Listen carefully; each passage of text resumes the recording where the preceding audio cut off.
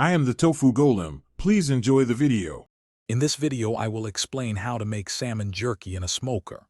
First, choose high-quality salmon fillets, ideally about 1 inch thick, and remove the skin. Next, mix your brine solution. A good starting point is 1/4 cup of salt and 1/4 cup of brown sugar per 2 cups of water.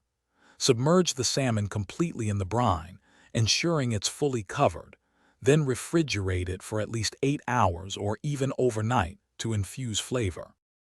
After brining, rinse your salmon thoroughly under cold water to remove excess salt and sugar.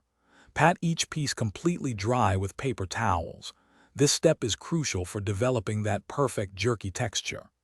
Next, arrange the salmon fillets on your smoker racks, making sure to leave a small gap between each piece.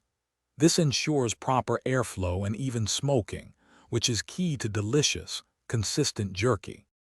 Now, preheat your smoker to a low temperature, ideally around 160 degrees F.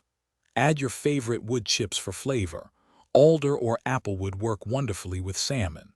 Place the racks in the smoker and let the magic happen for about 3 to 5 hours.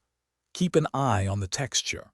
You're looking for a firm, pliable jerky that bends without breaking, not something brittle or still wet. Once your salmon jerky is perfectly smoked, let it cool completely on a wire rack. This prevents condensation and helps maintain its texture. For storage, place your delicious jerky in an airtight container or a sealed bag. It will stay fresh in the refrigerator for up to 2 weeks, making it a fantastic snack. Also, for other great deals and to upgrade your clean game with the Shark AI Ultra Robot Vacuum, check the link in the description below. Thanks for watching. Consider subscribing if we helped you today.